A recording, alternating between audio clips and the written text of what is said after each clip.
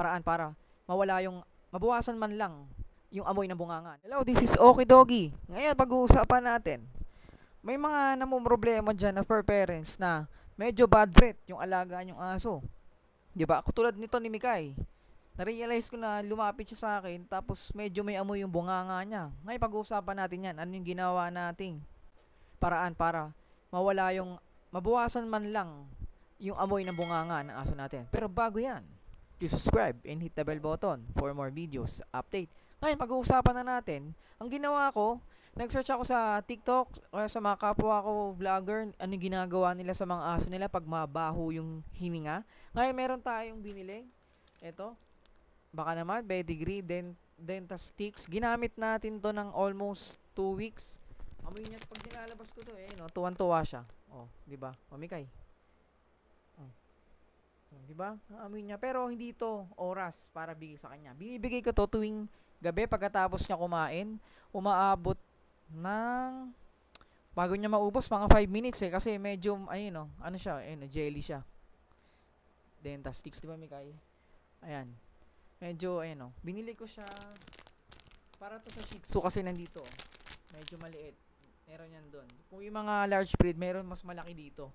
Kasi nga, pag maliit, para sa toy dog na aso, yung ngipin nila maliit, para hindi mabulunan, baka ma-choke. Ngayon, papakita ko sa inyo, meron video na nilagay na 2 weeks ko na ginagamit to. Ngayon, yung amoy ng bunganga ni Mikay, nabuwasan. Kaya, tingnan natin kung ano ba, hindi sa parang hindi naman to promotion, hindi naman to bayad. Sasabihin natin yung totoong resulta, epekto ng Dentasticks na yan. Pedigree yung brand. Medyo nabuwasan naman yung amoy niya. Ayun, marami. Oh. Di ba? Nawala yung amoy niya. O bagong ligo lang to. Nawala. Kasi dati. Kasi dati, ang baho talaga ng amoy niya. Parang amoy dog food na luma. Ngayon, kaya yung mga gustong sumubok nito, magkano lang naman, meron 3 piraso lang doon, 70 plus. Pero binili ko, alam ko naman kinakain. Ang binili ko na marami na. Ganun gawin nyo. Pag yung alaga nyong aso, hindi pa sanay dun sa pagkain, kung bago pa lang sa kanila, unti lang muna bili nyo. Katulad ng dog food. Huwag muna kayo bumili ng marami, huwag kayo bumili ng sasako. Bili muna kayo mga kalahating kilo, pwede naman yun, nabibili. Pero pag kinain niya ng marami, doon kayo bumili ng marami, mga 1 kilos na 2 kilos na. Yun ang mga Okie Doggy. Sana nakaput kayo ng aral para to sa mga maraming alagang aso na medyo naamoy yung hininga. Kasi ang Shih Tzu napakalambing yan. Tinan mo. Diba? Si Mikay. O, diba? Again, this is Okie Doggy. Naniniwasa ko sa biyang, huwag natin bilhin kung di naman kailangan. Pero kapag para sa aso, pwede. Don't forget to subscribe and hit the bell button for more videos. Update. Bye-bye. Okay, bye-bye na. Pagkatapos na kumain, every night, binibigay ko ang gusto. Hello, this is Okie Doggy. Ngayon, pag-uusapan natin itong Dentasticks na ginagamit natin kasi medyo may naamoy ako sa bunganga ni Mikay. Ngayon, pang ilang linggo na natin ginagamit. Tingnan natin kung may effective. Pasalubong namin to sa kanya.